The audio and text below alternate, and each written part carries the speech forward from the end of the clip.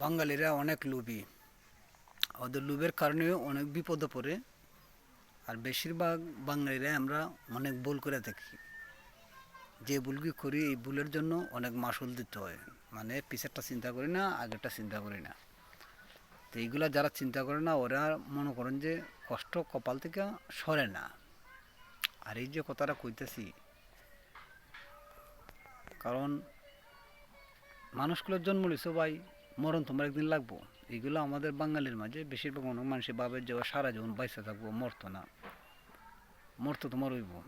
তো একটা কথা মনে রাখেন, যতদিন সঠিক কাজ করে দেবেন, সঠিকভাবে চলবেন, মানুষ আপনার কি কইলো না কইলো এটার কোনো প্রয়োজন নাই। কিন্তু উপরে যে উনি একজন আছে, উনি আপনার প্রতি সন্তুষ্ট থাকবো। এই সন্তুষ্টতার কারণেই মনে করেন যে আপনি শান্তি পাবেন। তখন যদি আপনি মারাও যান, কারণ আপনার মাঝে কোনো অভিযোগ থাকতো না। আর যদি অসন্তুষ্টিতে কাজ করেন, লোল ব্যবসায় জড়াইয়া যান, লোল ব্যবসায় জড়াইতে পারবেন, কিন্তু মনের দিকে শান্তি পাইবেন না।